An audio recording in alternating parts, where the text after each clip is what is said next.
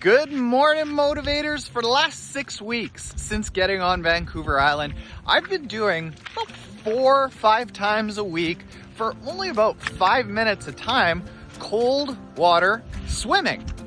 It's freezing, but it's great. For years, I've been hearing about all the benefits with depression, with fat loss, with health, with hormonal balance, with all these things.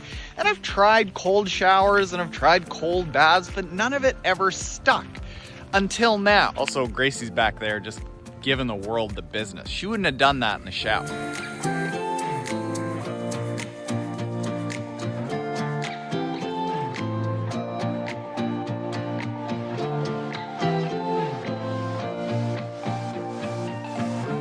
Cold therapy got back on my radar over the last few months. Somebody who works for us, shout out to Judith, she's been doing cold therapy swims for the past several months, and she's found enormous health benefits. Her headaches are gone, pain is gone, just feels better, mood is better. And it's not just her. There's actually a group in Devon, UK that to deal with mental health issues, I think it's a total of 500 people are doing regular cold water ocean swims. There's a lot of evidence to support this, but there's also a fair bit of mixed evidence.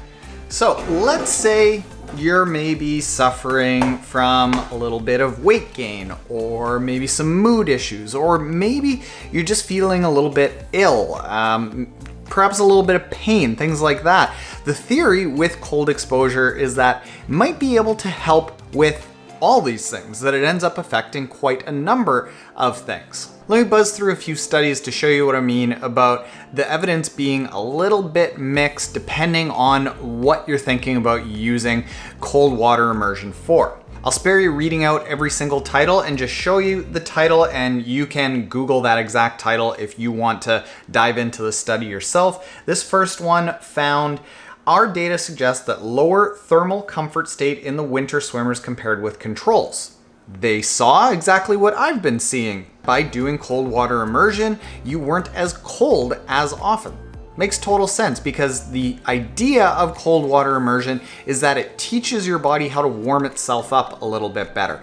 Also, another theory is that it gives your body a little bit of stress, and it teaches your body how to deal with stress in a better state, which actually transfers over to real life. So you find real life situations that might be chronically stressful a little bit less stressful. And down here at the end, it says BAT glucose, brown adipose tissue, brown fat, which is better than like fat. Brown fat is filled with mitochondria, which actually stimulates the burning of like what we think of as fat. So this did find that there was a higher incidence of brown fat, which led to more healthy body composition, a little bit more burning of the bad fat that we don't want. This study here says that the evidence for the different claims made for cold water immersion are varied, and although in most instances there seems to be a credible rationale for the benefits or otherwise of cold water immersion, in some instances the supporting data remain at the level of anecdotal speculation. So this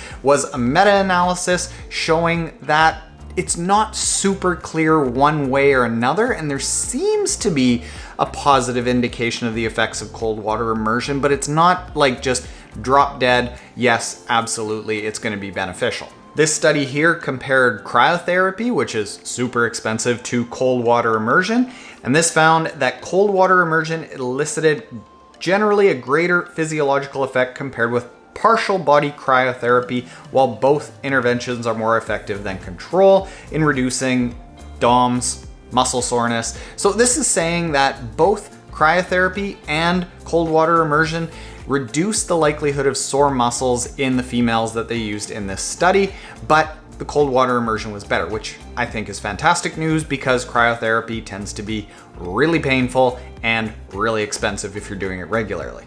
That ocean's free. This study here says that cold water application seems to demonstrate limited recovery benefits when exercise-induced muscle soreness was induced by single joint eccentrically based contractions.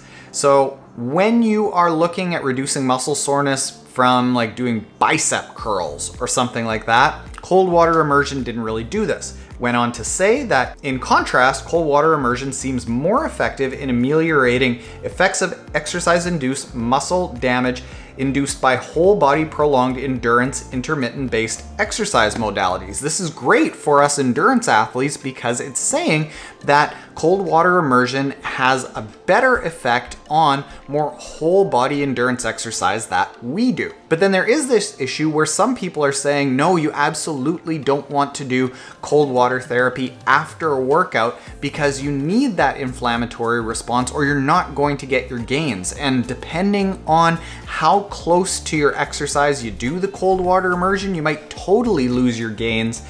Well, this study that I pulled up here found out that regular use of cold water immersion associated with exercise programs had a deleterious effect on resistance training adaptations. So if you're doing cold water immersion close to your strength training, you might not be getting as much benefit, but does not appear to affect aerobic exercise performance.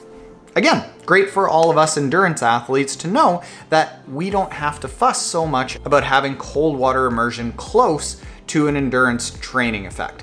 One thing that I will say about this is my personal take on things is if you are constantly exposing yourself to exercise stress and then just saying, well, I need that inflammation, I need that big stress response to happen over and over and over to actually adapt to it, you might be overloading your system. So doing things like delaying having antioxidant rich foods, delaying cold water immersion because you want to bathe yourself in this stress to constantly have as good a training effect as possible, you might be overloading your body with stress and actually getting your body into a point where it can't handle the total amount of stress, dipping into potential signs of overtraining. So what does this mean about you? Should you do this? Well, I can tell you my experience.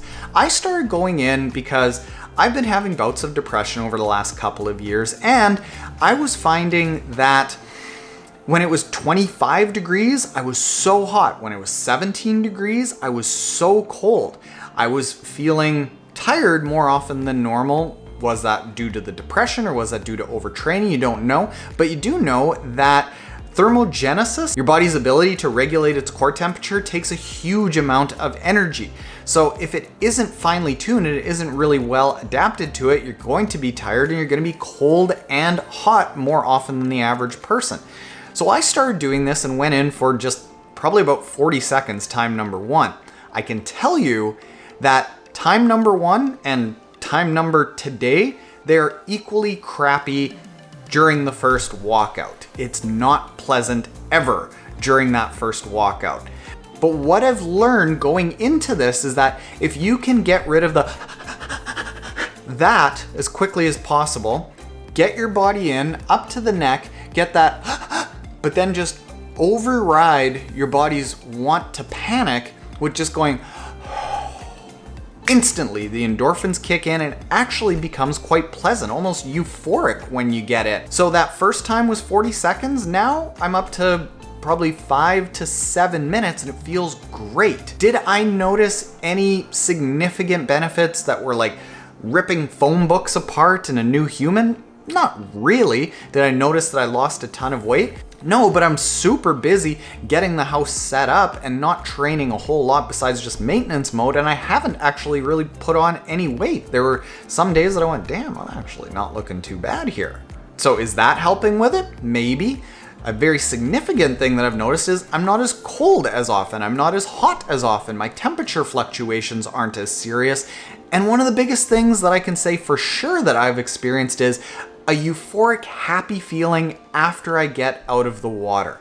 I actually ended up having one day where I had to get out after 2 minutes, and I got on shore and went, oh, geez, I wish I had more time because that was really enjoyable in there. I was craving going back in the water. I wasn't thankful for being out of the water. It felt really good to be in the water, and I haven't had a depressive state for any longer than like 2 seconds, kind of just like a flashback to depression, but not even 10-15 minutes of a depressive moment since being here. Is that because we're on the island? Is that because everything's new and exciting? Is it because of the cold water immersion? Don't really know. What we're seeing in the data is that there seems to be some very significant anecdotal evidence, and some evidence that it could be a positive thing for some people. So my recommendation to you is find as cold a body of water as you can. We're looking at roughly 5 to 11 degrees Celsius. Get in, don't expect it to be very pleasant the first few times, but give it 3 weeks. And if you notice that your mood is lifting, if you notice that any pain feelings or discomfort feelings that you typically feel day to day are dissipating, keep going. If you find that it's not really helping you and the juice is not worth the squeeze because you don't like the cold water and it's just always painful, then don't bother. I will say that I have tried cold showers and the data on that is really sketchy. Personally, I never felt that I got used to it because it just didn't seem like it was, I don't know, cold or immersive enough for long enough to elicit much of a response. One thing that is definitely beneficial, vitamins, minerals, nutrients from whole food sources. That's why every single morning I use AG1, which is the new brand name for Athletic Greens.